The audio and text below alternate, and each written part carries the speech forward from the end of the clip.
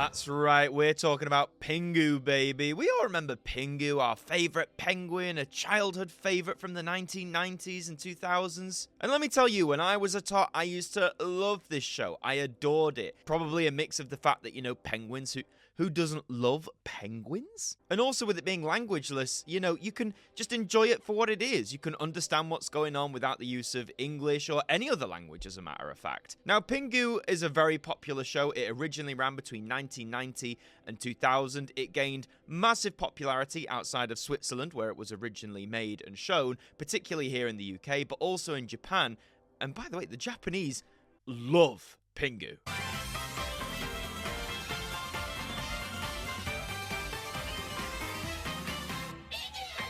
But today, I wanted to talk about an episode of Pingu that many of you have requested that I discuss, but also one that I don't remember seeing as a kid.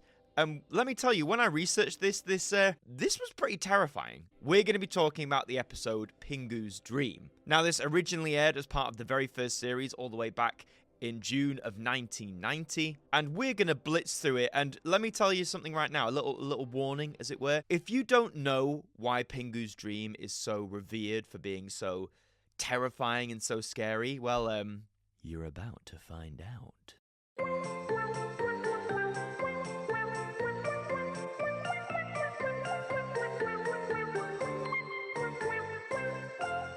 There's something so simple about that early intro for Pingu. I know probably a lot of you are more familiar with this one.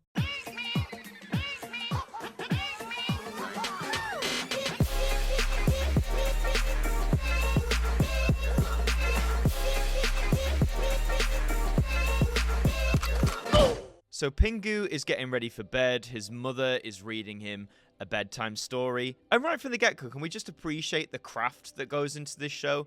This is clearly made with, claymation, a form of stop-motion animation.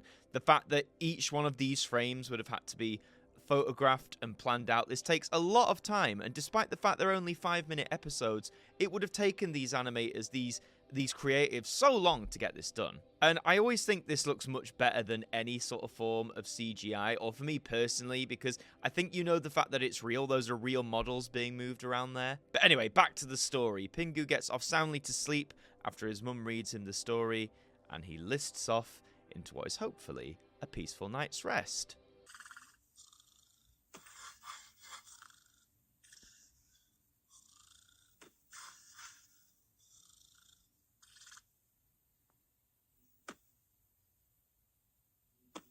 Can I just say, if this happened to, my house,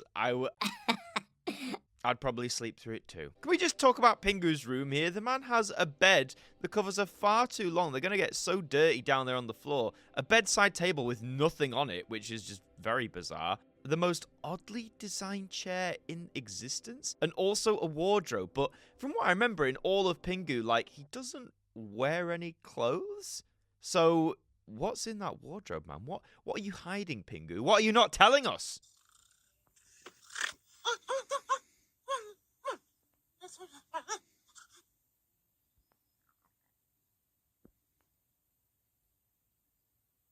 Pingu, man, you shouldn't have had that. You shouldn't have had that fish at the dinner table. I told you it was all a bit wrong, bro.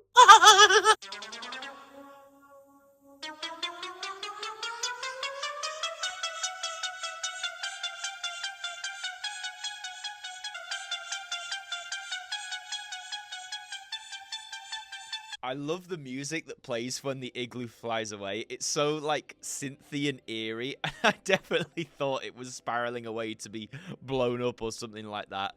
God, this is just prime for one of the old school MLG edits. Does anyone remember the old MLG edits of Pingu, by the way?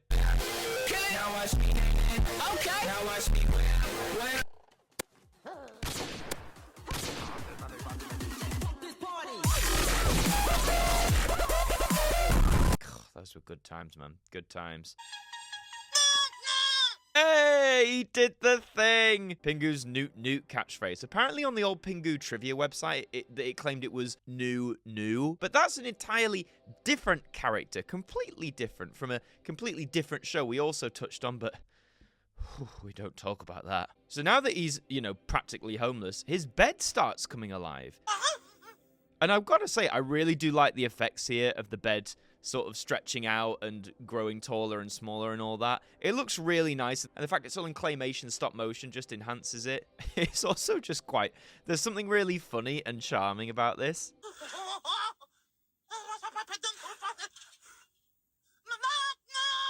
And it starts walking forwards. The bed is sentient, people. It's sentient. God, I've had enough trauma from sentient things in my childhood. But you might be thinking so far, Adam, this is all well and good, typical Pingu episode, but what, why is this so terrifying? What are you talking about? Well, we'll come into it. Keep your eyes peeled. Don't fall asleep like Pingu did. So the bed continues to sort of mess Pingu around a bit, sort of bobbing around, bending inwards and outwards. And I always love that even though the language is, Penguinese, you often wonder what he's actually saying in those moments.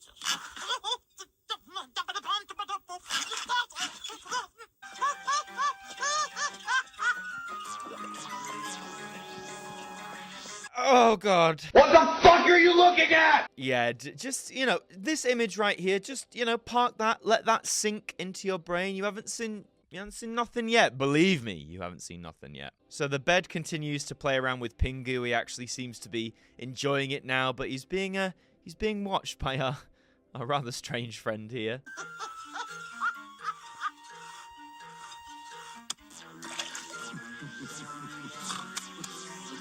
Okay, I know this is a show meant for tots, but you're trying to tell me they didn't deliberately frame this guy as a villain? The fact, that the creepy synth stings in the music come as he wades along, the fact he does this evil little chuckle.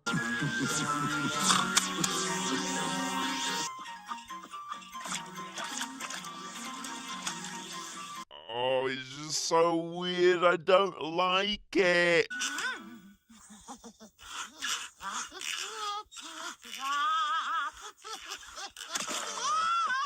Well, dear Lord, we're done. That is horrifying. What is that? That, dear viewer, is apparently a walrus. Now, let me just clarify. This is a walrus. This is not a walrus. What walrus do you know looks like that? And I think the fact it's the teeth. Why has it got human teeth? It's just so unnerving, and I think this is where, I get how claymation or stop-motion animation can make things look really creepy. Just look at the design of this creature, man. Oh, no. Even the bed's terrified. It ain't going anywhere near that guy.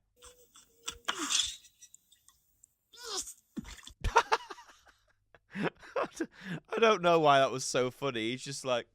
Boop.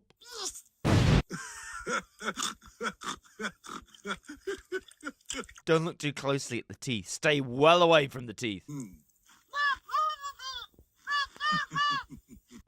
Hang on. Igloos are made of, solid ice, right? No?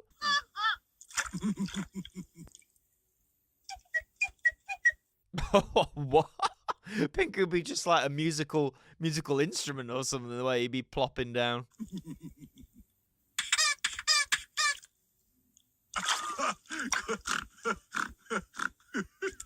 I don't like that. I do not like that at all. Show some respect. Show some respect to my boy Pingu. Why would you do this? Now, obviously, this is Pingu's dream. That's probably why these things are happening. But look at his face. Look at how terrified he is that this demon from hell is stretching him out like some sort of torture device. I don't like the laugh, man. I've heard eviler laughs, but it's just the fact that the mouth's wide open, the teeth, and the snort. No, please, stop it. So the bed desperately tries to get away, and the walrus is like, nope. And then it proceeds to take the mattress and eat it like a chocolate bar.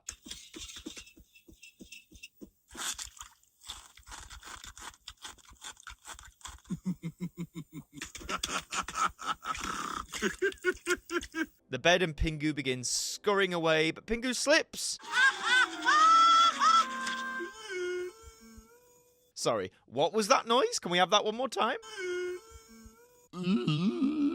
But Pingu realizes he is back in his room, in his bedroom, and it was all just a dream. More like a nightmare. Forgive me if I'm wrong, but if your child has a nightmare, I didn't think the first reaction would be to be like, oh, son, you need to stop doing this, you silly goose. So Pingu's mother consoles him. He's very upset. He's had his nightmare. But all is well. The walrus isn't real. Or is it? Pingu's Dream is a rather odd episode of kids' TV in that the ban that was placed on it supposedly wasn't official. It was more of an unofficial ban. It was aired originally, but it was removed from British TV towards the early 2000s. It did show over in America, for example, but to find like the original version of it was scarce for quite a while before, you know, YouTube and social media existed. It's become a staple of people's childhoods, like their childhood nightmares, ironically, with this being Pingu's Dream. It's the walrus, man. Why is it like that? Why did they design it like that? The human teeth, the creepy synth music, the fact it spends most of its time evilly laughing and shaking its head like it's absolutely futile. There's nothing Pingu can do. He's gonna die, man. He's gonna die. Again, I didn't remember seeing this episode when I was a kid. Probably if it didn't get much, you know, traction on VHS and stuff like that, I wouldn't have seen it.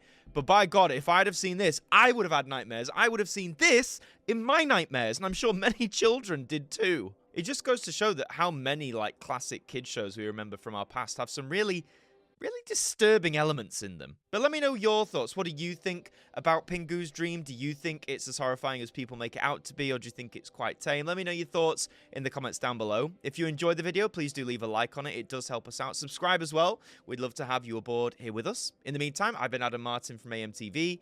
Thank you for joining me, and we'll see you next time. Or will we?